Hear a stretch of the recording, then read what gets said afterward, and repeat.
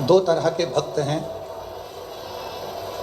डबरा की जीजियाँ, डबरा के जीजा, डबरा की मेरी बेटियाँ, बेटा, मेरे बुजुर्ग माँ बाप। एक बात बताएं कि भंवरा फूल पर आता है कि फल पर आता है?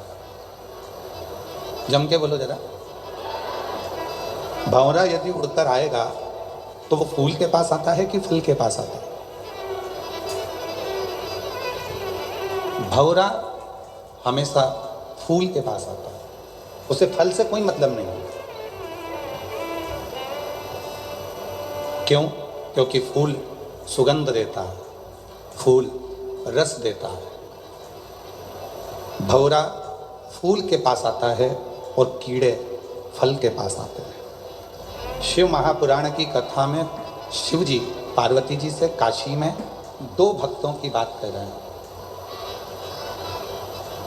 दो तरह के भक्तों की बात कर रहे हैं। एक फूल की तरह होता है, एक फल की तरह होता है। भगवान शंकर का भक्त जो फूल की तरह है, स्वयं भी सुगंध में है और दूसरे को भी सुगंध दे रहा है। स्वयं भी श्री शिवाय नमस्तुभ्यं कह रहा है, दूसरों से भी किलवा रहा है। स्वयं नमः शिवाय कह रहा है और दूसरे से भी नमः शिवाय किलवा रहा है। स्वयं ओम नमः शिवाय बोल रहा है और दूसरे से भी ओम नमः शिवाय बुलवा रहा है। स्वयं एक लोटा जल चढ़ा रहा है और दूसरों से भी एक लोटा जल चढ़वा रहा है। स्वयं मंदिर जा रहा है और दूसरों को भी मंदिर तक भेज रहा है। समझ लेना कि मेरा शिव ऐसे ही फूल के पास आकर विराजमान होता है और उसी फूल के आनंद में रहता है, उसी फूल का।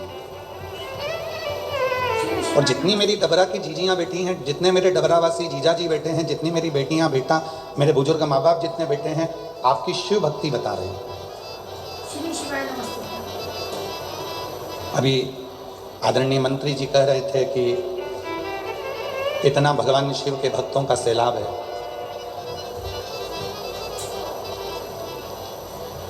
और वास्तवता है, बाहर बहुत तेज धूप है, पंडालों में जगह नहीं है, कई लोग पेड़ों के नीचे हैं, कई लोग बाहर हैं, बैठे हुए हैं। आप सीहोर वाले महाराज जी के लिए नहीं आए और कभी सीहोर वाले महाराज के लिए आना भी मत।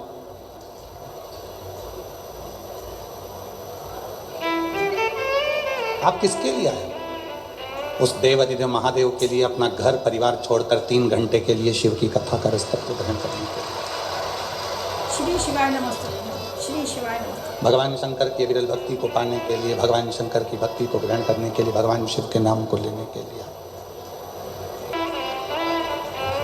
संसार में जन्म लेने वाला जितना भी मनुष्य है, जीव है, जलचर है, थलचर है, वायुचर है, जितने भी मनुष्य संसार में जन्म लेते हैं, ये सब भाग्यशाली होते हैं। आप भाग्यशाली नहीं होते तो मनुष्य की देह मिलती ही नहीं। आप भाग्यशाली हैं इसलिए मनुष्य की देह मिली है। अगर भाग्यशाली नहीं होते तो कहीं खुजली वाला कुत्ता बन जाते, नाली में पड़े रहने वाला, गटर में रहने वाला सुंगरा बन जाते।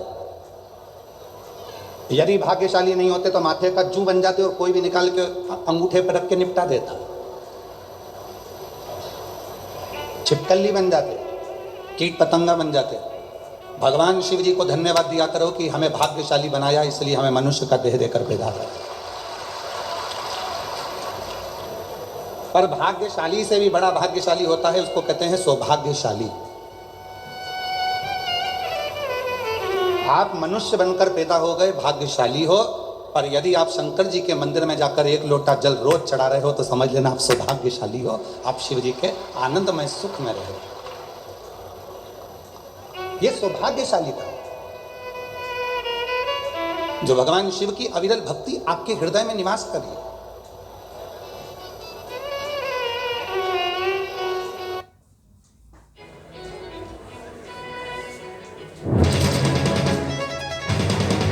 मैंने तेरे ही भरोसे बाबा, तेरे ही भरोसे।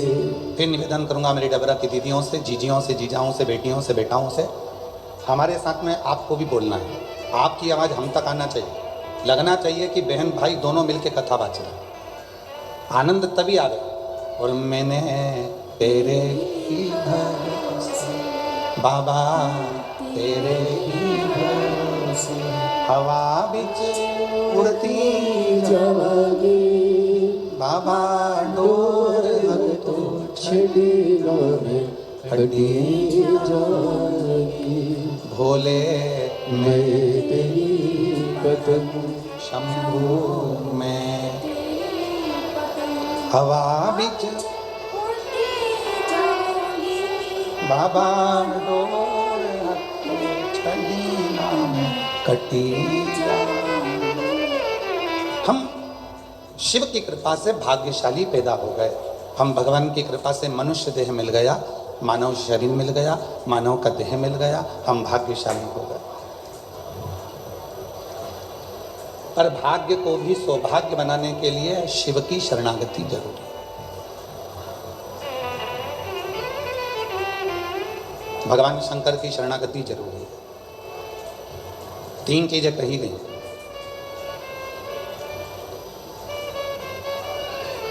शिव महापुराण में 3 चीजें बताई गई हैं कि ये 3 चीजें जब मनुष्य की देह पर आ जाती है, 3 चीजें मानव के शरीर पर जब आ जाती है तो मानव का शरीर मानव का नहीं रहता, वो स्वयं 33 कोटि देवताओं का पार्षदों का शरीर हो जाता है, भगवान का शरीर हो जाता है। कौन कौन सी 3 चीजें बताई? तो पहले नंबर पर बताया भगवान का नाम। राम कहो, कृष्ण कहो, शिव कहो, दत्त कहो, देवी कहो, तुम्हारी मर्जी पड़े, तुम्हारा मन पड़े, उस देवता का नाम लो, पर तुम्हारी जिह्वा पर परमात्मा का नाम आया, समझ लेना कि परमात्मा के तुम कोई साधारण मनुष्य नहीं हो, तुम उस शिव जी के पूर्व के कोई रिश्तेदार हो जो तुम्हें परमात्मा ने पृथ्वी पर भेज दिया। पहले नंबर पर है जिह्वा पर परमात्मा का नाम आना। और दुनिया का सबसे कठिन काम है परमात्मा के नाम का उच्चारण करना।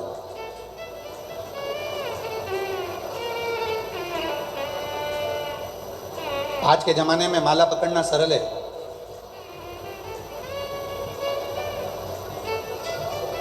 आज के जमाने में माला पकड़कर उंगलियां हिलाना भी सरल है, और आज के जमाने में माला पकड़कर उस परमात्मा से दिल लगाना सबसे कठिन काम है। दुनिया का सबसे कठिन काम उस परमात्मा से दिल लगाना।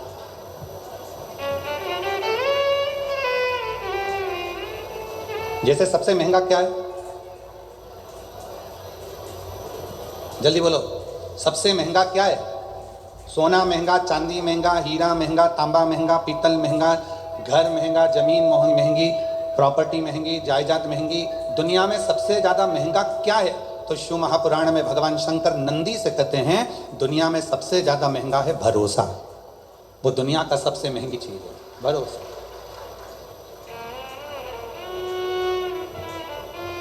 जिस पर भरोसा करोगे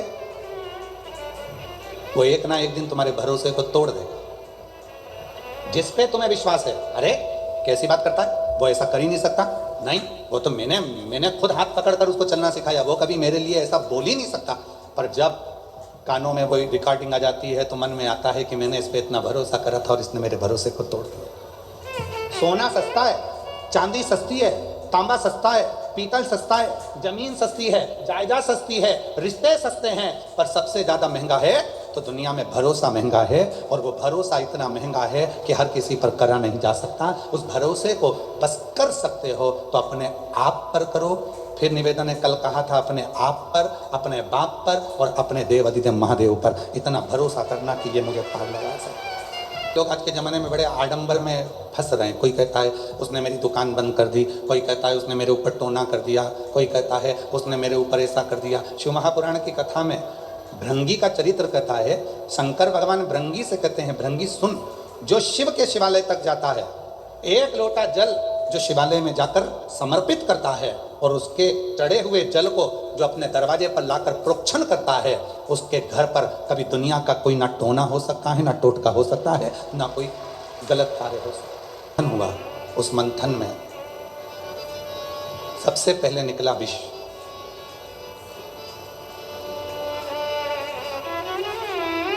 देवताओं ने विचार करा कि इस विष को हम किसको देंगे, ये विष कहाँ ले जाकर किसको, ये विष निकला है, इस विष को हम किसको दें, इस विष को हम किसको ले जाकर। अब देवता विचार करने लगे, अगर ये विष हम किसी को देंगे वो पिएगा मर जाएगा, तो ये विष हम दें तो दें किसको दें, किसको प्रदान करें, किसको दिया जाए। विष के पात्र को लेकर 33 कोटि देवता मंथन करने लगे, विचार कर ये विष दें किसको।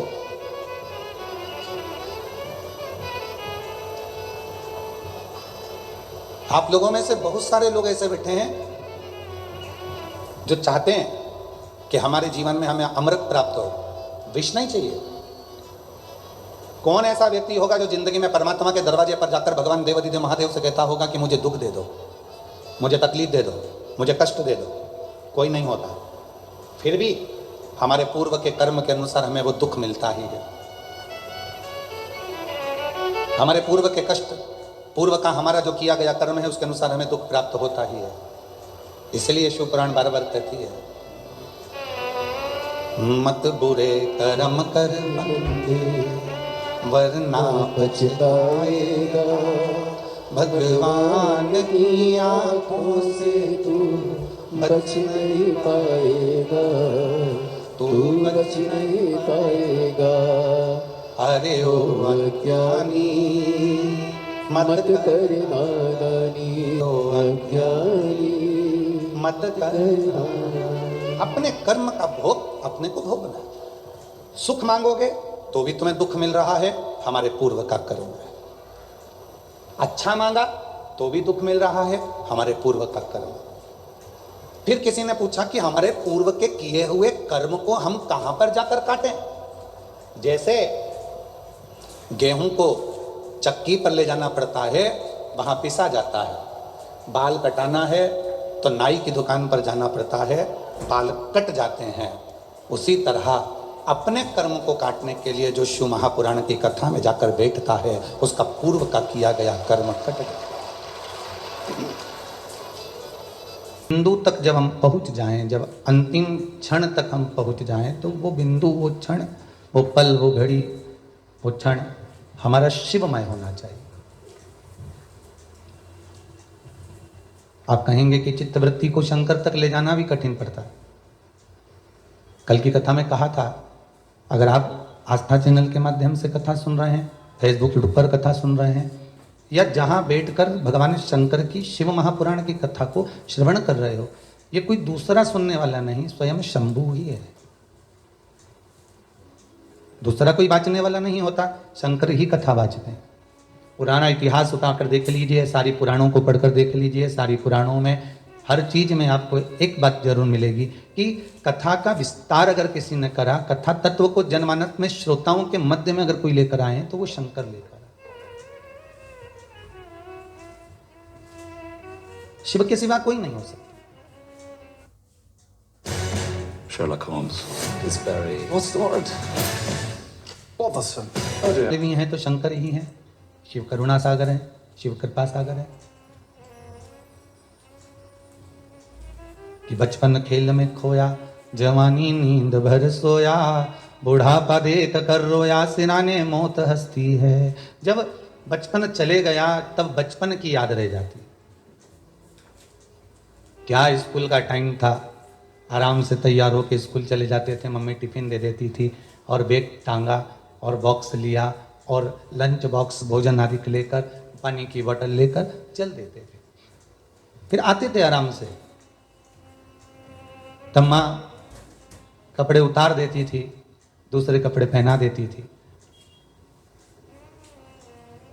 अब उसको याद किया, बचपन याद आते आते फिर आ गई जवानी, फिर कॉलेज का समय याद आ गया। क्या पढ़ाई करी, क्या स्कूल गए, क्या कॉलेज गए, क्या अपना जीवन कितना जोरदार, कितना आनंदित निकला है।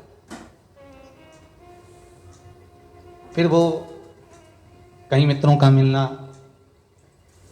कहीं किसी रूप में किसी अन्य आनंद में डूब जाना, फिर अधेड़ी आ गई, विवाह हो गया, शादी हो गई।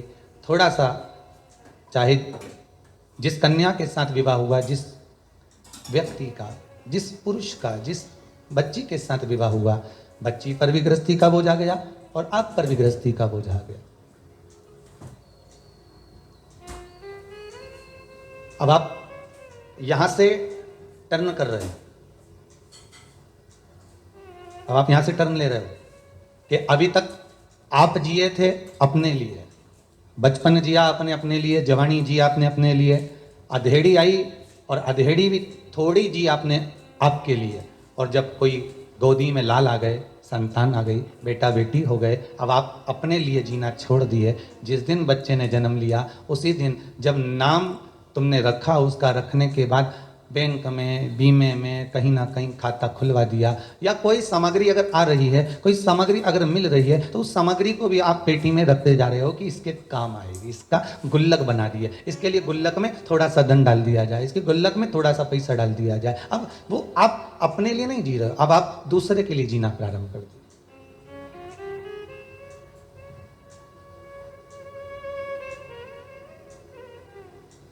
बस धीरे धीरे करते करते अधेड़ी भी निकल गई, आ गया बुढ़ापा।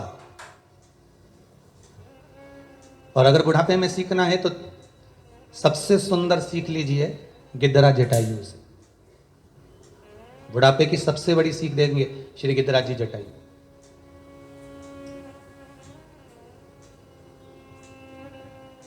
तीन के प्राण छूटे, भीष्म पितामह, श्री दशरथ जी महाराज और गिद्धराज जटायु। दशरथ जी के प्राण छूटे, भले राम उनके सामने थे, भले राम उनके साथ दे रहे थे, भले राम उनके संग में विराजमान थे, पर दशरथ जी के जब प्राण छूटे तब राम सामने थे क्या? जितने आस्था पर सुन रहे हो बड़े प्रेम से बोलो, राम सामने थे? नहीं। भगवान कृष्ण के सामने भीष्म पितामह थे और भीष्म पितामह के सामने भगवान कृष्ण थे। पर जब भीष्म पितामह के प्राण छूटे, भले पूरा जीवन भीष्म पितामह ने कृष्ण का दर्शन करा और भगवान कृष्ण ने भीष्म पितामह का दर्शन किया, पर जब प्राण छूटे तो क्या कृष्ण सामने थे? नहीं। पर गिद्धराज जटायु मात्र एक है ऐसे, गिद्धराज जटायु मात्र एक ऐसे हैं जिन्होंने ना बचपन में राम का दर्शन करा, ना उन्होंने जवानी में राम का दर्शन करा, ना उन्होंने अधेड़ी में करा। बस कब करा? जब प्राण छूट रहे थे, अंतिम क्षण था और राम की गोद मिली हुई थी, तब उन गिद्धराज जटायु ने अपने प्राणों को त्यागा। शास्त्र कहता है बचपन गया जाने दो, जवानी गई जाने दो, अधेड़ी गई जाने दो, बुढ़ापा गया तो ये संवर नहीं पाएगा जीवन। बचपन, जवानी, अधेड़ी तक तो ठीक है, पर बुढ़ापा मत बिगड़ने देना। गिद्धराज जटायु ने अपनी जैसा था निकल गया, जीवन भर मांस खाया अपनी जगह पर था, पर बुढ़ापा अंतिम बिंदु, अंतिम क्षण, अंतिम पल उन्हें सुधार ली। 7 दिन की कथा में आप भले 6 दिन की कथा सुने ना सुने, 6 दिवस की कथा आपने श्रवण करी ना करी, पर शास्त्र कहता है कि 7वें दिवस की कथा तो आपको परमात्मा से मिलन के लिए, उसका मिलन तुम्हारे सम्मुख में हो जाए। एक मोबाइल बेकार हो जाता है तो उसका फंक्शन दबा दबा कर देखते हो, घबरा जाते हो, क्या हो गया इसमें, बार बार बंद हो रहा है, बार बार चालू हो रहा है, चल ही नहीं रहा ये तो, मैं देखो कितनी देर से इसको सही कर रही हूँ, कितना प्रयास करा, कितना प्रयास करा, आखिरी में जब नहीं सुधरा तब उसको घर वालों को भी दिखाया, तब नहीं सुधरा तब उसको दुकान पर ले गए, दुकान वाले ने कहा इसको कंपनी में भेजना पड़ेगा, कंपनी से सुधर कर आएगा 5 दिन 7 दिन लगेंगे, कंपनी से सुधर कर आएगा तो 7 दिन तो लगेगा। बस यही मोबाइल का ही जीवन हमारा है, ये कभी कभी बंद हो जाता है, बिगड़ जाता है, सुधरता ही नहीं है, इसको बहुत प्रयास कर रहा, बहुत प्रयास करा, सीए के लिए एग्जाम बार बार दिए, नौकरी के लिए अप्लाई बार बार करा, धंधे व्यापार बार बार करे, बार बार अपन उसको सही करने का प्रयास कर रहा है, पर सुधर ही नहीं रहा, बार बार बीमार हो रहा है पर सुधर ही नहीं रहा, बार बार कितना इस मोबाइल को सुधारने का प्रयास करा पर सुधरा नहीं है। आखिरी में जब नहीं सुधरा तो परिवार वालों से अर्थात किसी सदगुरु के पास ले गए। सदगुरु ने कहा एक काम करो, इसे मंदिर तक भेज दो, तीर्थ तक भेज दो, उसको गंगा के घाट तक पहुंचा दिया, दुकान तक पहुंचा दिया, वहां जाकर भी जब ये नहीं सवर पाया तो कहा अब इसको परमात्मा की चौखट तक भेजना जरूरी है, तब जाकर ये सुधर पाता है। 7 दिन मोबाइल को सुधरने में लगते हैं तो 7 दिन की शिव महापुराण भी अच्छे अच्छे मोबाइल को संवार देती है, ये भी सुधारने का काम कर देती है, ये भी संवार देती है, बस उसको संवारा जाए, उसको थोड़ा सा संवारने का प्रयास किया जाए।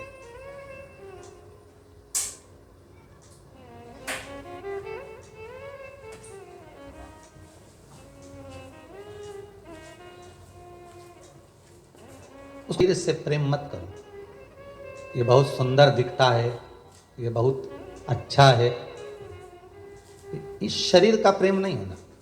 भगवान राम की मूर्ति कितनी सुंदर है, कृष्ण भगवान की मूर्ति कितनी सुंदर है, शंकर भगवान की मूर्ति कितनी सुंदर है, जगदम्बा की मूर्ति कितनी सुंदर है। ये केवल एक मूर्त से प्रेम नहीं, ये केवल एक स्वरूप से प्रेम नहीं,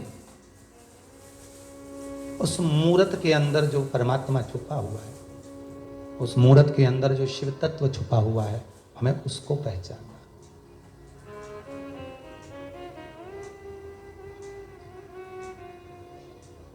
हमें उस शंकर को पहचानना। दुख मिले कितना ही मिले, हारना नहीं है। अभी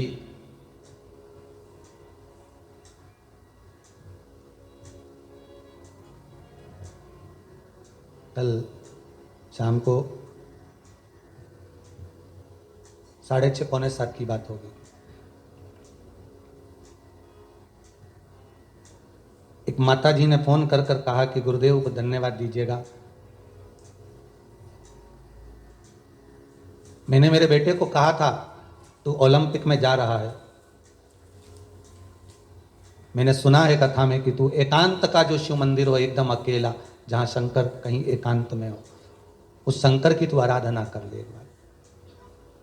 और वो बच्चा, वो बेटा शिव की आराधना में कुछ दिन लगा, मेहनत भी करा और शंकर की आराधना। उस बेटे ने कहा माँ शंकर भगवान का मंदिर बहुत कचरा पड़ा होता है, मैंने साफ भी कर दिया है, सब कर दिया है, अब बाबा चाहेगा तो मेरे जीवन के भी जाले साफ कर देगा और एक दिन मुझे चमका ही देगा। वो बच्चा जब ओलंपिक में निकल गया तो शंकर के मंदिर का, उसकी माँ का कहना था, हम तो जानते नहीं, नाम भी स्मरण नहीं, पर शिव को उसने पूरे मंदिर में शंकर को जल से अभिषेक का आनंद लिया। शिव तत्व को जान गया वो कि शंकर तत्व क्या है, शिव नाम क्या है, शंकर का अनुमोदन क्या है। एग्जाम देने से पहले, परीक्षा देने से पहले, कंपटीशन एग्जाम में बैठने से पहले, किसी भी आप इंडिया के सबसे चहीते, पहले कंपटीशन एग्जाम में बैठने से पहले, किसी भी तैयारी को करने से पहले आपको एक तैयारी करना है कि शंकर मेरे साथ है। दुनिया तुम्हारे साथ है ये एक अलग बात है, सब तुम्हारे साथ में ये एक अलग विषय है, पर शिव मेरे साथ में, मतलब जो एक विल पावर है, जो एक बहुत बड़ा ऊर्जा का स्रोत है, जो बहुत बड़ी एनर्जी है, वो हमारे साथ है। और शंकर कहाँ है? पहले भी कथा में कहा, फिर कहते हैं कि श्वास शिव है, जब श्वास निकल गई तो शव है, श्वास ही शिव है, शिव है तो शरीर है, और श्वास निकल गई तो शव है। शरीर शिव से है, ये शरीर शिव से है। और जब राधा जी बरसाने में रहती थी, भगवान कृष्ण गोवर्धन पर्वत पे रहते थे। कौन कौन गया है गोवर्धन और बरसाना? गए हो सब? रखो, जितने लोग आस्था पर कथा सुन रहे, आप ही गोवर्धन बरसाना गए होंगे। गोवर्धन पर्वत से बरसाना, गिरिराज दादा के दरबार से, गोवर्धन नाथ जी से बरसाने की जो टेकरी है, लगभग 35 किलोमीटर, 30 किलोमीटर, 25-30 के करीब में तो होगी इतना किलोमीटर, ठीक है। अब जरा विचार करिएगा, राधा जी टेकरी पर बैठकर याद करती थी बरसाने के उस शिखर से कि मुझे कृष्ण की याद आ रही है, और भगवान कृष्ण दौड़ कर आ जाते थे, राधा के सामने पहुंच जाते थे। भगवान कृष्ण याद करते थे गोवर्धन पर्वत पे, बंसी का नाद करते थे और राधा आ जाती थी। जरा विचार करिएगा, ये बंसी की धुन तो अपनी जगह पर है, पर हृदय की जो धुन होती है ना, ये परमात्मा को भी हिलाकर रख देती है कि भगवान पुकार रहा है, हृदय की धुन से पुकारिए।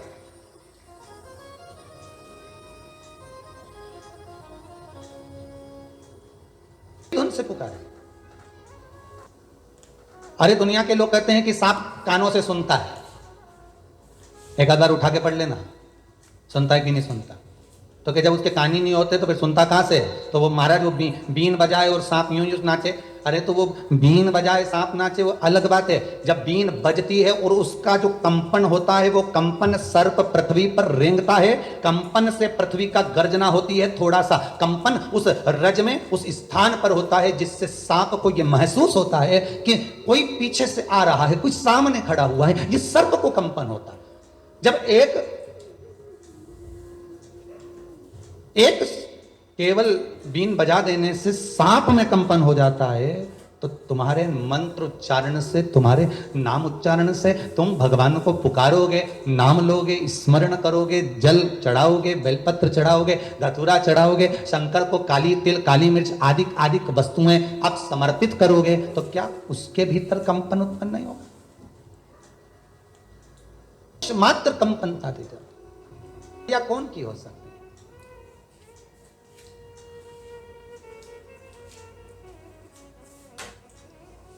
जोधपुर के राजा के यहां पर एक सैनिक काम करता था। उस सैनिक काम करता था तो आगरा का राजा जोधपुर मिलने के लिए राजा के यहां गया, तो जोधपुर के राजा ने उठकर आगरा के राजा के सामने हाथ जोड़कर सिर नवाया। तो जो सैनिक काम कर रहा था, जो चौकीदार काम कर रहा था, जो द्वारपाल काम कर रहा था, वो जोधपुर के राजा के पास आकर बोला, आज से मैं तुम्हारी नौकरी नहीं करूंगा। तो उस आगरा के राजा ने पूछा कि तुम्हारी नौकरी केवल क्यों छोड़ रहा है? अभी तक तो अच्छा खड़ा था। जोधपुर के राजा ने कहा, जब ये नौकरी पर आया था, सर्विस पर आया था, तो इसने कहा था, मुझसे पूछा था कि आप कितने बड़े राजा हो? तो मैंने कहा था मैं तो बहुत बड़ा राजा हूं। आप किसी के आगे सिर तो नहीं झुकाते हो? कहा नहीं झुकाते, लोग मेरे आगे झुकाते हैं। इसने कहा था अगर आप किसी के आगे सिर झुका दोगे तो मैं नौकरी छोड़ दूंगा।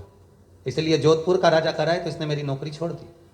आगरा का राजा बोला, चिंता मत करो, तुम मेरे यहाँ नौकरी करो। तुम तो किसी के यहाँ सिर नहीं झुकाओगे, किसी के यहाँ नहीं, सबसे बड़ा राजा मैं हूं। उसके यहाँ नौकरी कर ली। उसके यहाँ नौकरी करी तो वह एक बार वृंदावन बिहारी जी के दर्शन करने चले गया। आगरा का राजा वहां गया तो बिहारी जी के मंदिर का दरवाजा बंद था, तो बिहारी जी के सामने उसने सिर झुका दिया। जैसे ही सिर झुकाया तो इसने कह दिया, अब तुम्हारी नौकरी भी छोड़ी। तुमने सिर क्यों झुकाया? अरे आगरा का राजा बोला, ये वो दरबार है जिसके सामने दुनिया सिर झुकाती है, तो फिर हम तुम्हारी नौकरी काहे को करें, हम तो इसी की नहीं करें। अब वो उसकी नौकरी में लग गया। अब मंदिर में नौकरी कौन देता है? कौन तनख्वाह देगा? कौन क्या देगा? तुम तो पत्ता लाए, भोजन करो, 2 रोटी पाओ और पड़े रहो, और तुम्हें जो करना है करते रहो, राम भजो, कृष्ण भजो, शिव भजो। अब मंदिर में लगा दिया बिहारी जी के बाहर दरवाजे पर चौकीदार बनकर बैठ गया, किसी को नहीं आने दे, किसी को नहीं जाने दे। अब जितने कीर्तन करने वाले ढोलक पीट पीट के निकले, अब ये तो ढोलक को पीट है, ये इनके पीट दे। तो पूछे भजन गाने वाले, तुम हमको क्यों पीट रहे हो? कि हमारा महाराज अंदर सो रहा है और तुम रात्रि को ढोलक बजा रहे हो, चलो यहां से बाहर जाओ। उनको भगा दिया। नौकरी करते करते करते करते करते करते सालों निकल गए, लोगों को मालूम ही नहीं पड़ा कि ये यहाँ पर नौकरी कर रहा है। इसको कुछ मिलता नहीं, बस भोजन मिल जाता है, कोई लाकर दे देता है मंदिर में, कोई प्रदान कर देता है इसको लाकर। एक दिन ये बीमार पड़ गया। बीमार पड़ गया तो इसको पूरे वृंदावन के जो पंडा थे वो उन्होंने औषधि दी। तो इसने कहा, हम तुम्हारे हाथ की औषधि नहीं लेंगे। हम पहले भी बीमार पड़ते थे तो राजा रानी आके हमको दवाई देते थे। जब जब हम बीमार पड़े तो राजा रानी ने आके हमको दवाई दी। राजा रानी आएंगे, दवाई देंगे, तभी हम लेंगे। जाओ सूचना दे दो। अभी पंडा ने सोचा, यहाँ कौन सा राजा है और कौन सी रानी है, इस मूर्ख को कौन समझाए, कौन समझाएंगे। इतना बीमार पड़ गया कि बेहोश बार बार होने लगा, गिरने लगा मूर्छा खाकर। आज बिहारी जी ने राधा जी को बुलाया, राधा मैं राजा बन जाता हूं, तू रानी बन जा, दोनों चलते हैं। दवाई दे दें, अपने माथे मर जाएगा। अंदर तो एक बार भी नहीं आया देखने के लिए कि यहाँ राजा एक ही रानी है। चल, मेरा बांके बिहारी राजा बन गए, राधा रानी रानी बन गई। दोनों ने जाकर दरवाजा बजाया, अरे दरवाजा खोलो, हम आए हैं राजा रानी। दरवाजा खुला, अंदर गए। राजा रानी ने अपने हाथों से औषधि दी, ठीक हो गया, आराम लग गया। राजा रानी भी चले गए। अब एक दिन भजन वालों की टीम जा रही थी, मंडली, उनकी और इसका विवाद हो गया। इसने कहा, अंदर राजा रानी है, तुम गाना बजाना बंद करो। ये बोले, अंदर राजा रानी नहीं, हमारे बिहारी जी हैं। कि नहीं राजा रानी है, नहीं बिहारी जी हैं, नहीं राजा रानी। दोनों में झगड़ा हो गया। संत कहते हैं, अब भी दरवाजा खुलने वाला है, हमारे साथ अंदर चलना, हम दिखा देते। और दरवाजा खुला, दोनों अंदर गए। दोनों अंदर पहुंचे। भक्तों के लिए तो भगवान है ही, पर जिसने दृढ़ता मान ली हो, जितने विश्वास पूर्ण कर लिया हो, पट खुलते ही जैसे ही अंदर गए तेरा हटा और आवाज लगाई, महाराज महारानी जल्दी बाहर आओ। बिहारी जी और राधा रानी दोनों राजा और रानी के रूप में सामने दर्शन दे स्वयं सामने।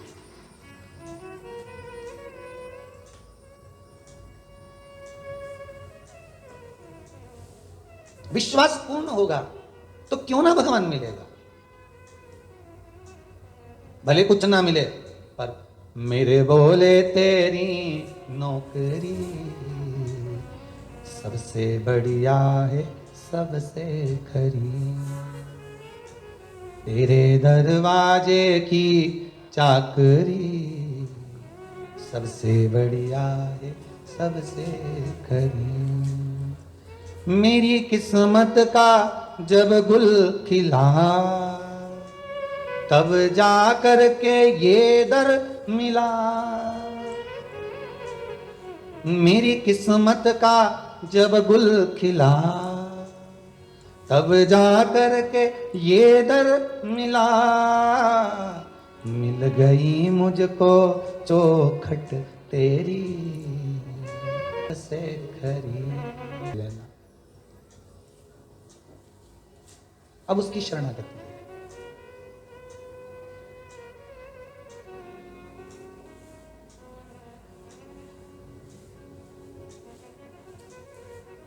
और उसकी शरणागति लेकर उसके चरणों में बैठकर दिल से आप कहते रहे, जैसे हाथ में जल का जब पात्र लेकर आप शिव मंदिर में जाते हो, व्रत करने वाली माता हैं, व्रत वाले दिन जब पूजन करने के लिए चाहे हर छठ की पूजन करे, हरताली का पूजन करे, चतुर्थी का पूजन करे, आंवला नवमी का पूजन करे, कार्तिक का पूजन करे, श्रावण का पूजन करे, माताएं जब व्रत करती है तो जैसे पूजन की थाली लेकर जाती है, जल चढ़ाने वाला व्यक्ति मंदिर जाते समय जल का पात्र लेकर जाता है, उसी तरह जल का पात्र और पूजन की थाली जैसे तुम्हारे हाथ में है, वैसे ही विश्वास लेकर तुम शंकर के पास जाना। केवल जल नहीं, केवल पूजा की थाली नहीं, विश्वास।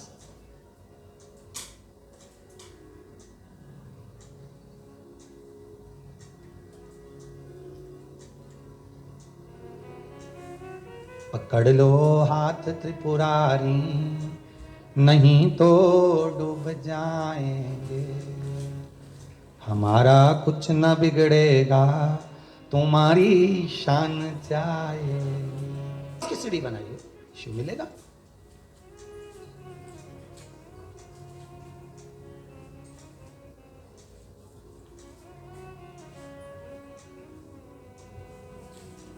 और विश्वास की सीढ़ी जब लग गई तो शिव तत्व मिला, शिव तत्व मिला। कार्तिक महीने में आंवला नवमी आती है, करते हो पूजन? आंवला नवमी की कथा में एक प्रसंग आता है, आंवला नवमी का पूजन आपको करना आता है। व्रत करने वाली माताएं व्रत करती है, आंवले के पेड़ के नीचे जाकर पूजन करना, भोजन करना, आंवले का वृक्ष की छाया में बैठना, उस दिन किसी को अपशब्द ना कहना, आंवले की पूजन कर कर अपनी झोली को पसार कर चीटी उंगली और अंगूठे से आंवले की छाल को थोड़ा सा पल्लू में गिरा लेना, उस छाल को ले जाकर अपनी बरकत में, अपनी अलमारी में, अपनी तिजोरी में रख देना। यह आंवला नवमी की पूजन का विधान है, संपदा के। आंवला नवमी के पूजन में कथा आती है कि एक वैश्य की धर्मपत्नी के गर्भ से संतान नहीं थी, और जब संतान नहीं है उसका मन बड़ा दुखी था। वैश्य जो था, बढ़िया जो था, वो भगवान की भक्ति में डूबा रहता था। उसको दुख, पत्नी जब बोलती थी ना कि अपनी औलाद नहीं है, मैं निसंतान हूं, मेरे यहां संतान नहीं है, पति समझा देता था, भगवान ने देना होगा देगा, भगवान पर भरोसा रख, विश्वास रख। जब वो यशोदा मैया की गोद में 60 साल की आयु में नंद बाबा की यहाँ संतान दे सकता है, दशरथ बाबा की आयु 60 साल की थी जब राम जी आ सकते हैं, कदम ऋषि की आयु 60 वर्ष की थी तो कपिल देव महाराज आ सकते हैं, तो तेरी आयु कितनी?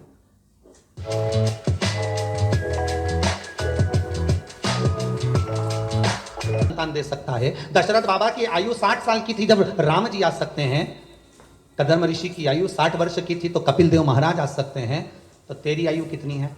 अभी तो तुम 30 साल, 35 साल, 32 साल, 25 साल, विवाह के 2 साल 4 साल हुए, उतने में घबरा गए। शंकर पर विश्वास तो करो, विश्वास किया ही नहीं और सीधे डॉक्टर साहब के पास पहुंच गए। डॉक्टर साहब हमारे यहां संतान नहीं है, हमारे यहां संतान नहीं। जैसा तुमने डॉक्टर साहब के पास जाकर कहा विश्वास रख करो, कहां का डॉक्टर के पास जाना, वो डॉक्टर बहुत अच्छा है, मेरी जीजी ने भी बोला था कि उसको एक बार दिखाया। विश्वास रखकर तुम जीजी के शब्द पर विश्वास रखकर डॉक्टर तक पहुंच गए। डॉक्टर ने जो कहा तुमने करा, तो एक विश्वास शंकर पर भी तो करो कि मैं शिव के पास जाकर कहूंगा, मैं शंकर से निवेदन करूंगा। मैंने शिव महापुराण में सुना है कि जब नारी का गर्भ नहीं ठहरता तो सफेद आंकड़े की जड़, जो आंकड़े का फूल शिव जी को चढ़ता है सफेद, उसी आंकड़े की जड़, सफेद आंकड़े की जड़, आंख की जड़ को शंकर के शिवलिंग पर से 21 बार तुम्बरुका जी का नाम लेकर घुमाकर मंदिर में ही स्त्री रजस्वला धर्म के 7वें दिन मंदिर में ही कमर पर बांध ले और एक पीपल का पत्ता शिव जी को चढ़ाकर प्रतिदिन गाय के दूध में उकाल कर पति पत्नी रोज उस दूध का पान कर कर पीकर सोएं, क्यों ना संतान देगा। उसका विश्वास जितना डॉक्टर पर करा उतना विश्वास शंकर पर भी तो करो, शिव पर भी तो करो।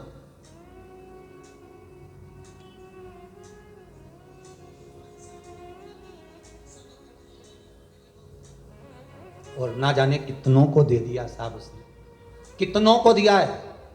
अगर इस कुबेरेश्वर महादेव के मंदिर में एक रजिस्टर रख देते ना कि जिनके यहाँ संतान नहीं उनके यहाँ संतान बाबा ने दी, तो वो यहाँ सिग्नेचर कर कर चले जाते, इतने इतने ढेर। पर विश्वास रख कर मांगोगे तो दुनिया की कौन सी खुशी है जो बाबा नहीं दे सकता, वो सब लुटा देता साहब। ऐसा कौन सा सुख है जो ना देगा मेरा शंभू, ऐसा कौन सा सुख है जो ना दे मेरा शंकर।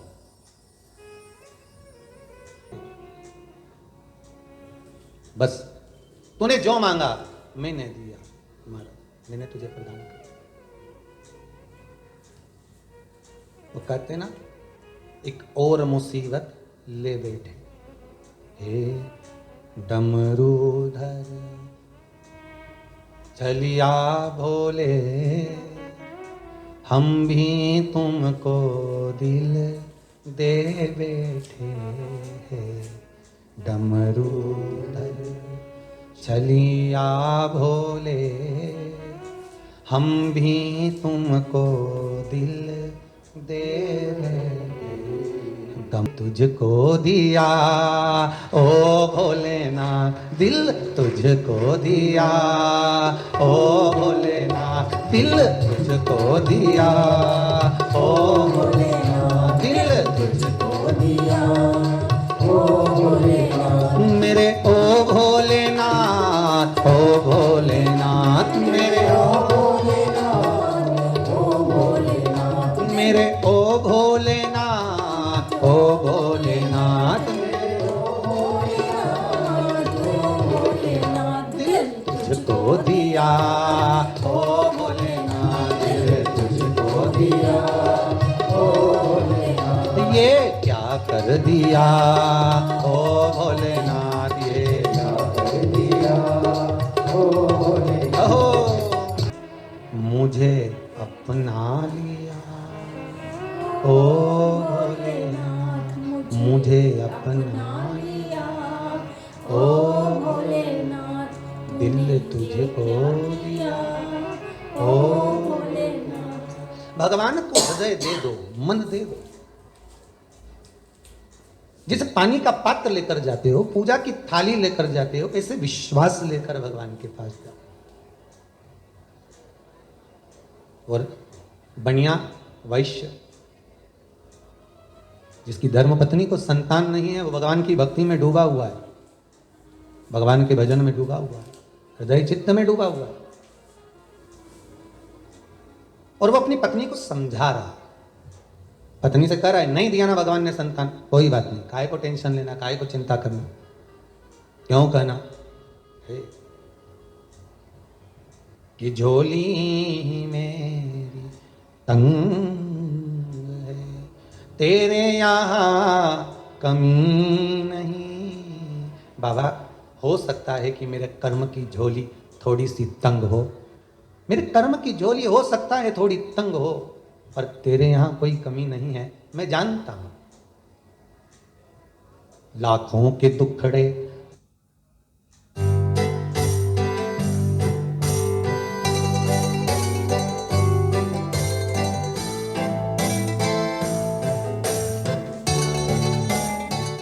सारे दुनिया के दुखड़े तूने हरे हैं, सबको लाभ मिला है, सबको फल मिला है, सबको कुछ ना कुछ दिया है, तो मैंने कौन सा ऐसा पाप किया? जन्म तूने दिया, मृत्यु तू देगा, पालन तू करेगा, पेट तू भरेगा। मैंने शिव पुराण में सुना है सब कुछ तू करता है, तो दुखड़े भी तू ही हरेगा, और कौन हरने वाला?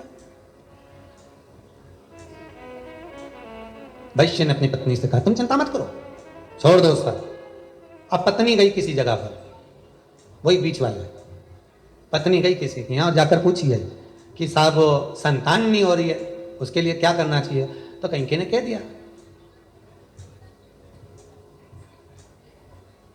अगर तुम किसी एक बच्चे की बलि दोगी तो फिर तुम्हारे घर में संतान होगी।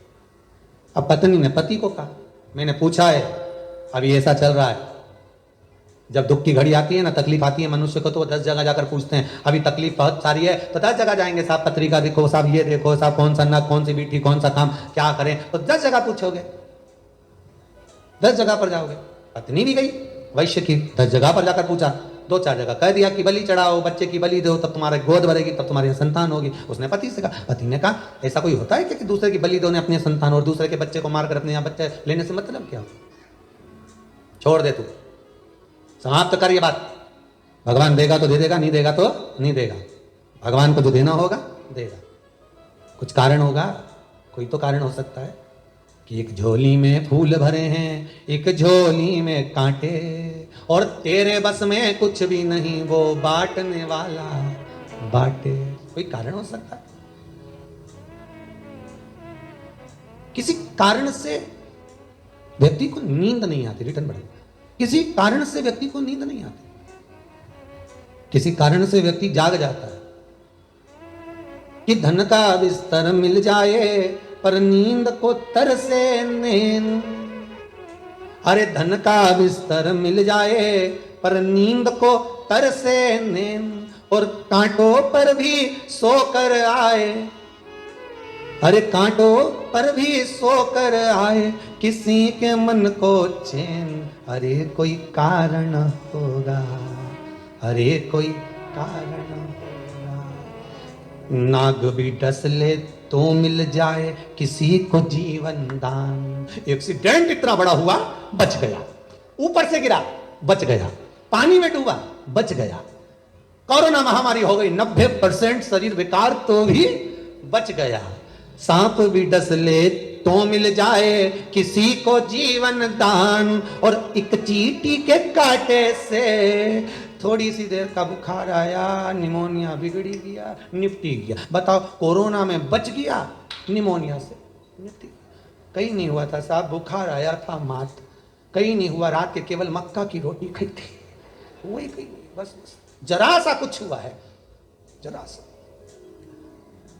अंदर मुंह में बहुत तेज घाव हो गया। कैसे हो गया? मैंने कहीं नहीं खाया, कुछ नहीं खाऊं मैं, तो आड़ी तेड़ी तो कहीं खाऊं नहीं, ये तुम्हारी सुपारी ने ये सब सामान तो मैं खाऊं नहीं, फिर ना जाने मुंह में घाव कैसे हो गया, समझ में नहीं आ रहा। कुछ तो खाया होगा, ऐसे कैसे हो गया? तब मालूम पड़ा 15 दिन पहले चना खा रही थी, और चना जो था यहां भर गई, और जल्दी जल्दी सहेली से फोन पे बात करने के चक्कर में गाल को दमोच गई दांत से। अब वो दाल से दमोचा, वो बार बार वो कटा हुआ मुंह के अंदर आए, फिर कटा हुआ मुंह के अंदर आए, फिर कटा हुआ मुंह के अंदर आए, घाव होता चले गए। अब डॉक्टर के पास गई, सर बता दो क्या परेशानी? कहीं नहीं, ऐसे तो कोई प्रॉब्लम नहीं, पर चना अब मत खाना, अभी जो खाए अब मत खाना। नहीं खाऊंगी, आज के बाद हाथ नहीं लगाऊंगी, उसकी जगह मूंगफली का दाना सेक के खा जाऊंगी।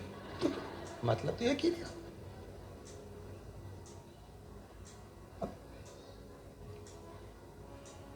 सांप भी डस ले तो भाई मिल जाता है किसी को जीवन दान। एक चींटी काट खाए तो व्यक्ति मर जाता, तो मर।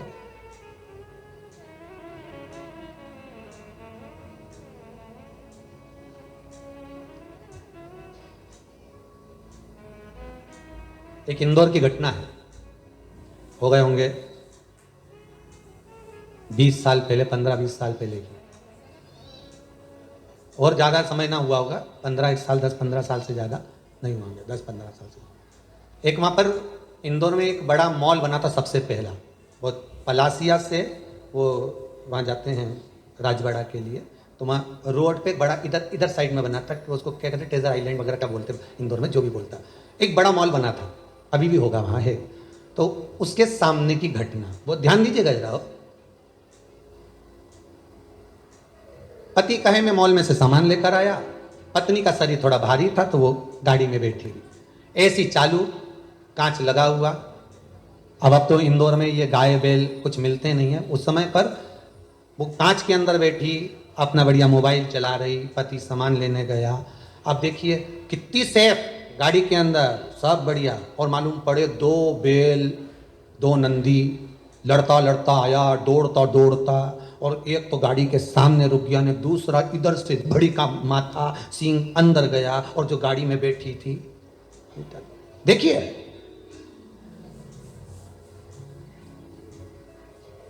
मृत्यु का कोई ठिकाना नहीं, समय घड़ी पल क्षण सब निश्चित है।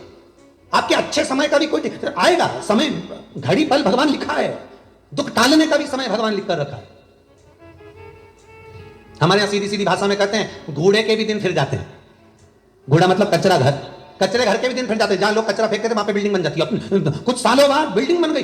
तो जब जहां कचरा फेंकते थे वहां मकान बन गया, बिल्डिंग बन गई। जिस प्लाट में तुम्हारा गंदा पानी जाता था वहां मकान बन गया, इतना जोरदार बना, तुम्हारे अड़ोस पड़ोस में देखो क्या जोरदार बन गया। तो जहां कचरा फेंकते थे, झाड़ू लगा के सारा सामान फेंक के आते थे, नहीं सारा कचरा वहां पड़ा रहता था, वहां जोरदार बंगला बन सकता है। तो अपने हृदय में, अपनी चित्तवृत्ति में, अपने दिल में ये बात उतार कर रखना कि कितना भी दुनिया कचरा पटक दे और कितना भी दुख मिल जाए, एक ना एक दिन बंगला तो बन ही जाएगा, यह पक्का है। घोड़े के भी दिन फेर देता है वो देव अधिदेव महादेव।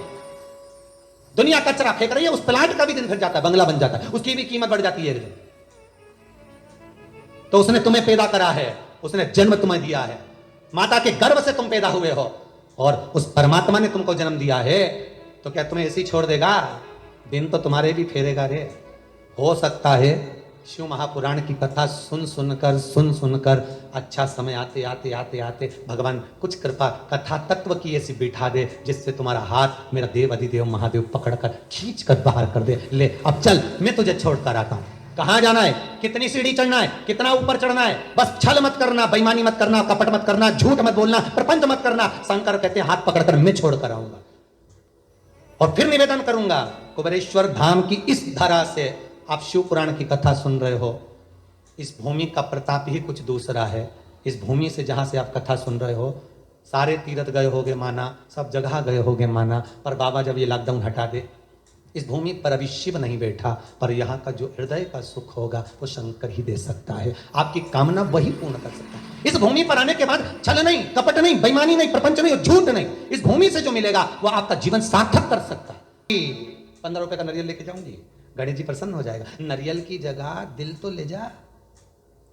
अब दिल चप्पल में छोड़ के जा रही है, नारियल लेके अंदर जा रही है। बोलो सही है कि गलत है? दिल चप्पल में छोड़ दे। तुम देखना हो, अपने काम करें, पहले तुम यहाँ रह जाओ, तुम चप्पल देख लीजिए, फिर हम दर्शन करके जाए, फिर तुम चली जाना, हम चप्पल देख लेंगे। तो नारियल काय को ले गई? बस सियोर वाला महाराज ये बुरा बोले और लोगों को लगे कि सियोर वाला महाराज बुरा बोले, तो सीधी सीधी बात है। नारियल तो लेके अंदर जा रही है और दिल चप्पल में छोड़ जा रही है। फिर भगवान से कहे कि मेरी मनोकामना पूरी नहीं हो रही, मैंने तो उल्टा सातिया बनाया। तो भगवान गणेश जी बोले सीधा कर दे, कहीं नहीं होने वाला, चप्पल में दिल छोड़ के आई थी। वैश्य की पत्नी, आंवला नवमी की कथा, आंवला नवमी का व्रत कहता है, वैश्य की पत्नी ने माना नहीं पति का कहना, और आखिरी में उसके मन में बैठ गया कि मुझे संतान चाहिए। एक बच्चा कुएं में पानी खींचने गया था अपनी माता के कहने पर, ये पीछे से जाकर अपना नाम बोलकर धक्का दे दी कि इसको मैं बलि देती हूँ भगवान को, उसको, और मेरे घर संतान हो जाए। ये आ गई, आ तो गई, पर कुछ दिन बाद संतान तो नहीं हुई, पर पूरे शरीर पर कोढ़ हो गया, पूरा शरीर बेकार हो गया। जब शरीर टपकने लगा, गिरने लगा, पति से कहा मैं एक बात कहना चाहती हूं। बोलो क्या हो गया? जीवन में अगर दुख आए, तकलीफ आए, कष्ट आए, तो तुमने पूर्व में जो पाप कर्म करा है उसका प्रायश्चित करिए। भगवान के मंदिर में जाकर, शंकर के मंदिर में जाकर निवेदन करिए, प्रायश्चित। पति ने पूछा वैश्य ने, क्या बात है, क्या हुआ क्या, ये तो बताओ। क्या हुआ, हो क्या गया है, बोलिए क्या हुआ। बात इतनी सी है, आपने तो मना करा था, पर मैंने एक बच्चे की बलि दे दी थी, इसलिए मेरे शरीर में ये रोग हो गया। मुझे ऐसा लगता है, मुझे ऐसा महसूस हो रहा है।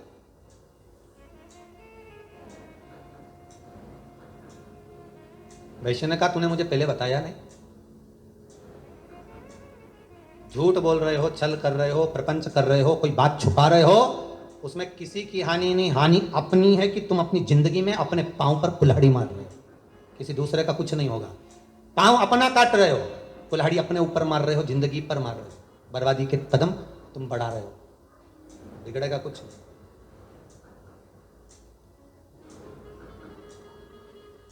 तूने अब बताया मुझे, पहले बताना था ना।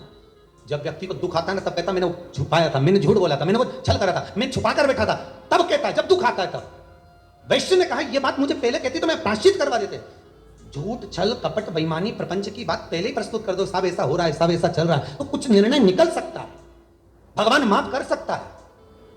और छुपा छुपा छुपा छुपा छुपा पाप की इतनी बड़ी गुल्लक भर ली कि एक दिन वो गुल्लक फूटी तो शरीर का कष्ट हो गया, बीमारी हो गई, रोग हो गया। अरे तूने मुझसे छुपाया क्यों, बोल देती ना तो मैं सब कर सकता था, सब कुछ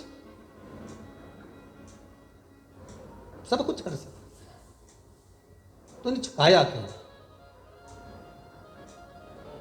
गलती हो गई, अब छुपा तो लिया, गलती भी हो गई, इसका प्रायश्चित तो कोई संत सदगुरु ही बता सकता है। गई अकेली चली गई गंगा के घाट पर, गंगा मैया के तट पर बैठ गई और तट पर बैठकर गंगा जी का स्मरण करने लगी। मां मैं पापी हूं, मेरा पाप धो दे। अपने पुत्र की कामना के लिए मैंने किसी की बलि दे दी। बहुत ध्यान देना महाराज, अपने सुख के लिए दूसरे का बुरा कभी मत सोचो।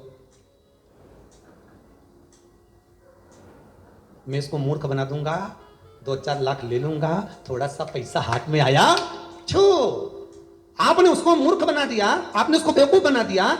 वो भोला था, आपने उसको सब कुछ बना दिया, पर आपने तो बना दिया, पर वो ऑनलाइन है, देख रहा है, सब कुछ खाते में मौका मिलेगा, उसकी लाठी में, उसके डंडे में थोड़ा सा समय लगता है, पर देता जरूर है। और जब वो देता है तो उठ नहीं पाता। प्रायश्चित कर लिया कि मैंने, हो सकता है मैंने कोई पाप करा हो, भगवान के मंदिर में जाके बोलने में जाता क्या है, सदगुरु के सामने, गुरु के सामने बोलने में जाता क्या, हो सकता है मैंने कोई पाप करा होगा, हो सकता है मैंने कोई कष्ट दिया होगा, मैंने अपनी वाणी से कुछ कह दिया होगा, मैंने कुछ, भगवान पर क्षमा करो। आप क्षमा की मूर्त हो कि माना के मैं पतित बहुत हूं, पर पतित पावन तेरो नाम, भोले त्रिपुर। हम पतित हैं तो तुम पतित पावन भी तो, हमने पाप किया पर आप तो धो सकते हो। वो वेश्य की पत्नी गंगा जी से कहती है मैंने बहुत पाप किया है, क्षमा करो मां, क्षमा करो, क्षमा करो मां। गंगा के जल में नहाती नहीं, बैठी रही घाट पर। वो वेश्य की पत्नी गंगा के घाट पर बैठी, पर गंगा को नहाया नहीं, गंगा का आचमन नहीं करा, बस सामने बैठकर रोज रोती है, प्रार्थना करती है, मस्तक रगड़ती है, मां क्षमा करो। गंगा एक स्त्री का रूप लेकर सामने प्रकट हो गई, हाथ में कमल का पुष्प था, लेकर आई। गंगा जी ने उसको दिया, देकर कहा तुम कौन हो। मैं वैश्य की पत्नी, मेरे घर में संतान नहीं थी, तो मैंने दूसरे के कहने पर, उन्होंने कहा था बलि देना पड़ेगी, मैंने बलि दे दी एक दूसरे के पुत्र की, और मेरा शरीर ऐसा हो गया। फिर कहूंगा अपने सुख के लिए दूसरे को दुख मत दो। किसी ने कह दिया तुम्हारा घर बांध दिया है, किसी ने कोई घूम घूम के बोल दिया, तेरे ऊपर टोना कर दिया, तेरे ऊपर ये कर दिया, उसको याद आया 15 दिन पहले मेरी जेठानी से लड़ाई हुई होगी, उसी ने करा होगा। गुरुजी कुछ ऐसा कर दो कि उसका मुंह ही बंद हो जाए। अब गुरुजी से कहो तो वो गुरुजी अपनी धर्म पत्नी का तो मुंह बंद नहीं कर पा रहे, बल्कि उसका मुंह बंद कर दो। भगवान वाणी में कब तक रहता है, जब तक सबका हित होता है। वाणी पर जब दूसरे के अहित की बात आती है, किसी के शरीर में देवी देवता आते हैं ना, वो सत्य सत्य बोलेंगे तो चलेगा, दूसरे का भला करेंगे चलेगा, पर जब दूसरे का बुरा करने लगते हैं तो देवता भी वहां से ओझल हो जाता है, उसके शरीर से, उसके मुख से, उसकी वाणी से चला जाता। किसी का बुरा मत करो।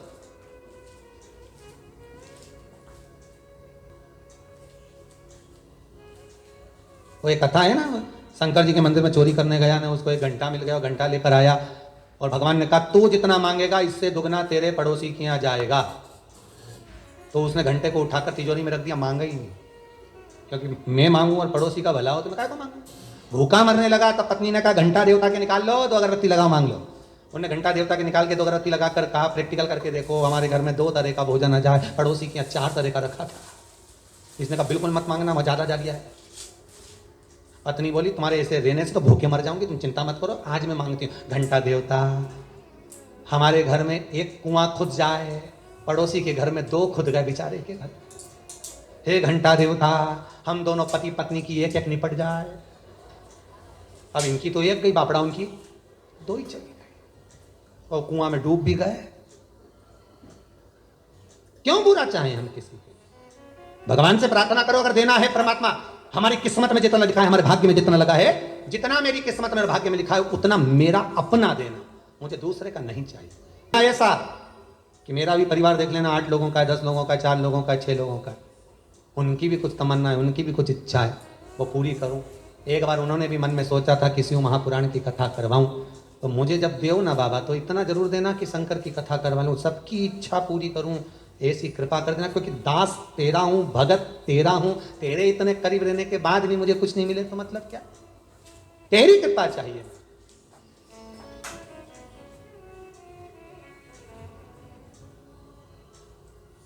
बस तेरी दया चाहिए। तूने गलती कर दी, गंगा जी बोली तुमने गलती करी है, तुम माना तुम क्षमा मांग रहे पर गलती करी है तुमने, मां अब तो क्षमा कर दो। गंगा जी ने कहा, आंवला नवमी की कथा है, कार्तिक का महीना में जब शुक्ल पक्ष में नवमी तिथि आएगी तब तू आंवले के वृक्ष के नीचे बैठकर आंवले के वृक्ष में दूध का सींचन कर देना। क्या चढ़ा देना? दूध। जिस व्यक्ति को रोग सताता ही रहता है, सताता ही रहता है, बीमारी आती ही रहती है, जा ही नहीं रही होती है, तो उसको कुछ नहीं करना चाहिए, आंवले के वृक्ष के नीचे आंवला नवमी के दिन दूध चढ़ा देना चाहिए, फिर बीमारी दूर हट जाती है, व्यक्ति बीमार ही नहीं पड़ता। जिसको निमोनिया हो, श्वास की बीमारी हो, दमे की बीमारी हो, किडनी और लीवर से जुड़ी हुई बीमारी हो, उसके लिए सबसे अच्छी चीज है हमारा, चलने में हापड़ी भरा जाए, चलने में दम भरा जाए, तो आप आंवले के वृक्ष के नीचे दूध चढ़ाओ आंवला नवमी के, काया ठीक हो। तू जा, तू ये कर ले, आंवले के वृक्ष के नीचे बैठकर जब तू आंवले पर दूध चढ़ाकर पूजन करेगी और उसी आंवला के वृक्ष के नीचे बैठकर जब तू अन्न का भाग ग्रहण करेगी, तब तेरा मुख में निवाला जाते ही वो औषधि का काम करेगा और तेरे शरीर की काया ठीक हो जाएगी। उस वैश्य की धर्म पत्नी ने हाथ जोड़ लिए गंगा मैया के मां में जाती, आंवला नवमी के दिन पहुंच गई आंवले के वृक्ष के नीचे, पूजन करी, अर्चना करी, दूध का सींचन करा, थोड़ा सा भाग मुख में लिया, वो निवाला अमृत बन गया और उसका काया ठीक हो गई, रोग मिट गया। इसलिए आंवला नवमी का उद्यापन करने वाली माताएं जब आंवला नवमी के व्रत का उद्यापन करती है तो आंवले के वृक्ष के नीचे ही ब्राह्मण ब्राह्मणी का भोजन कराया जाता है, घर के अंदर नहीं, घर के अंदर भोजन नहीं कराते। आंवला नवमी का अगर उद्यापन करना है, आंवला नवमी का अगर उजमना करना है, 5 माता 10 माताएं मिलकर अगर उजमना कर रही हैं, उद्यापन कर रही हैं, तो कहीं ऐसे जगह चले जाओ जहां आंवले का पेड़ लगा हो, आंवले का वृक्ष लगा हो, आसपास में कहीं कुछ मंदिर देवालय हो, वहां पर भोजन बनवा लो, वहीं पर आंवले के वृक्ष के आसपास में ही कहीं वहीं पर ब्राह्मण ब्राह्मणी का भोजन कराकर, चांदी का आंवला बनवाकर, चांदी का नहीं हो तो असली का जो आंवला होता है उसका दान दे देना चाहिए, पर करना चाहिए रोग मुक्ति के लिए, कार्य सिद्धि के लिए, लक्ष्मी के लिए आंवला का वृक्ष उत्तम माना गया। फिर आगे जो वर्णन किया है शिव महापुराण के अंतर्गत, व्रत शिव पुराण का जो व्याख्यान वर्णन श्रवण कर रहे हैं, वो भगवान से अगर मांगना सर्व जगत के सुख के लिए मांगे, सबके लिए।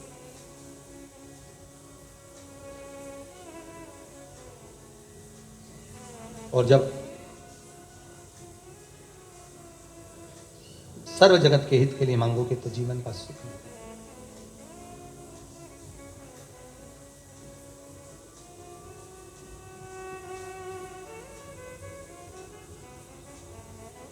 भोलेनाथ तेरी काशी पागल कर जाती है,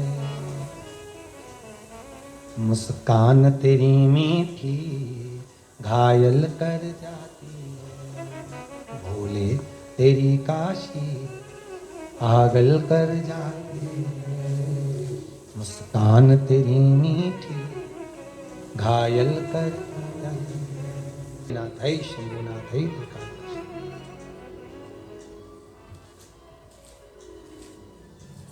तेरी कृपा कुछ ऐसी है, तेरी दया कुछ ऐसी है। शंकर भोलेनाथ ओघड़दानी की कथा कर रही है। व्रत कार्तिक महत्तम कहता है, कार्तिक के महीने में सबसे बड़ा अगर व्रत का कोई नियम है तो केवल एक नियम सबसे बड़ा है, सुबह ब्रह्म मुहूर्त स्नान करना और दूसरा दीप लगाना, दिया प्रज्वलित करना, दीपक लगाना।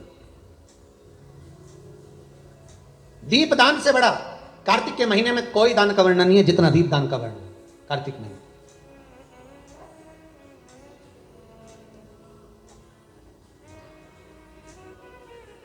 कार्तिक महत्तम में एक सुंदर चरित्र आया हुआ है, आप लोगों ने श्रवण किया होगा। कार्तिक महत्तम अगर किताब होगी आपके घर में तो आप उसमें पढ़ेंगे तो उसमें एक बड़ा सुंदर सा चरित्र आता है कि एक बार जलंधर को मारने के लिए भगवान शंकर पहुंचे थे, वृंदा के पति। और जलंधर को मारने के लिए उधर शंकर भगवान को भेजा गया कि जलंधर को आपको मारना है। शिव जी ने कहा ठीक है, पर इसकी वृंदा जो पत्नी है इसका सातित्व डिगेगा तब तो जलंधर मरेगा। वृंदा का सातित्व डिगा है तो क्या हुआ, उधर तो शंकर भगवान और जलंधर का युद्ध हो रहा था, इधर जो वृंदा सो रही थी इसको स्वप्न आ गया।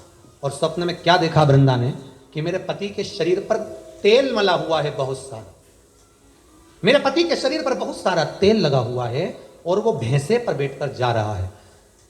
शिव पुराण कहती है जिसको शरीर पर तेल लगा हुआ दिख जाए तो समझ लेना सीताराम, अगर सपने में कोई तेल लगा हुआ दिखे ना तो समझ लो कि वो सीताराम होने वाला। भैंसे पे जाता हुआ नजर आए तो समझ लो ये पूरे सपने, ये कोई श्रेष्ठ सपने नहीं है। लोहे का मुकुट पहना हुआ दिखे समझ लो पूरा सपना।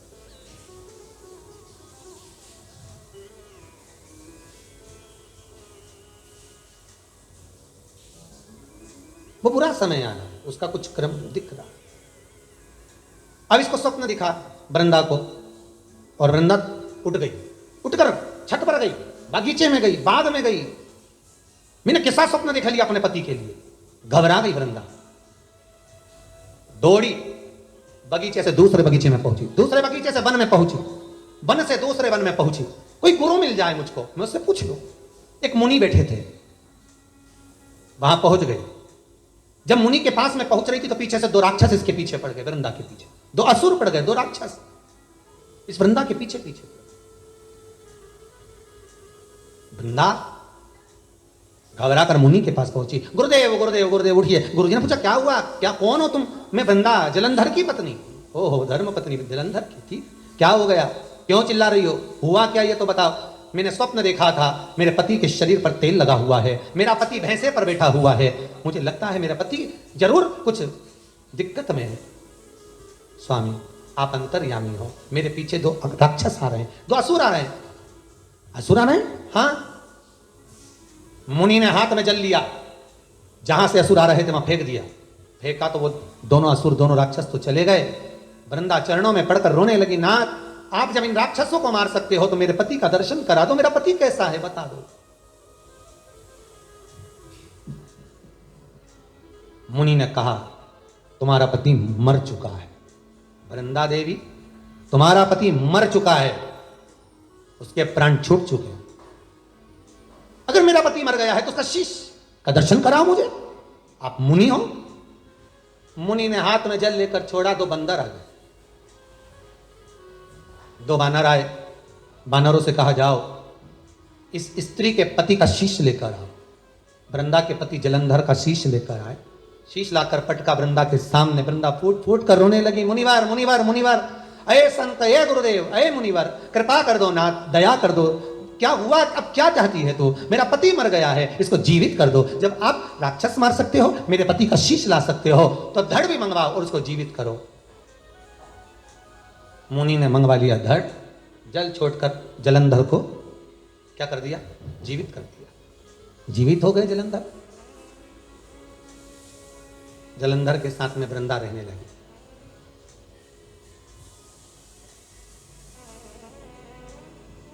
5 दिन तक वृंदा अपने घर नहीं गई, जलंधर के साथ वन में ही रह रही। भगवान शिव ने भगवान विष्णु से कहा था इसका सात्वित्व बड़ा प्रबल है, सात्वित्व टिकेगा तब जलंधर मरेगा। और वृंदा 5 दिन से जलंधर के साथ में रह गई, सात्वित्व टिक गया। जलंधर को शिव जी ने मार दिया, कटा हुआ शीश वन में आकर गिरा उस वृंदा के सामने। रो पड़ी, ये क्या है, आप कौन हो जो मेरे साथ में रह रहे हो, मेरे अपने बनकर रह रहे हो।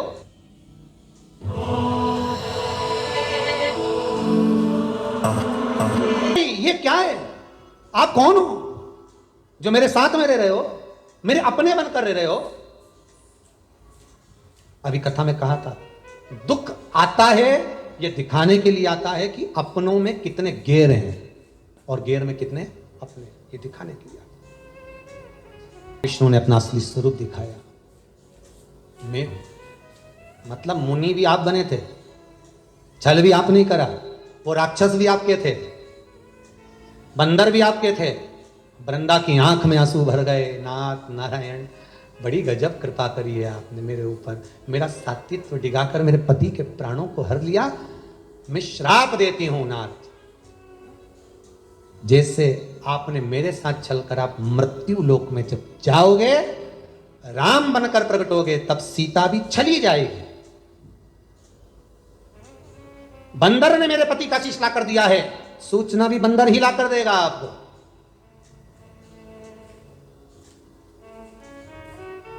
पत्थर के हो गए आप, शालिग्राम जी बन गए।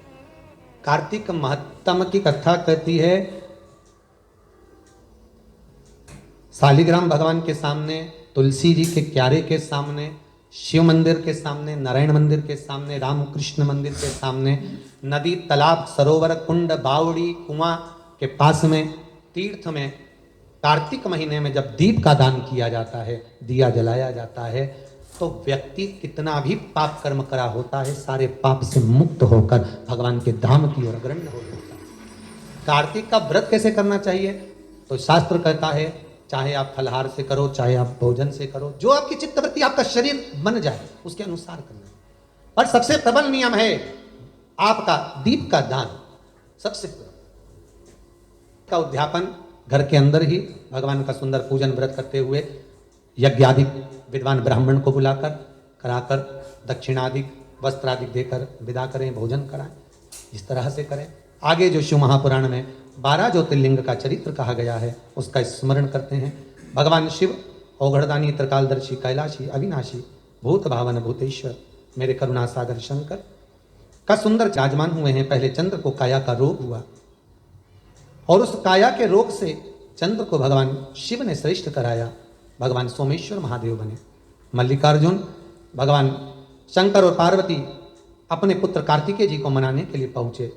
भगवान शिव और पार्वती आनंद के साथ विराजमान होते हैं।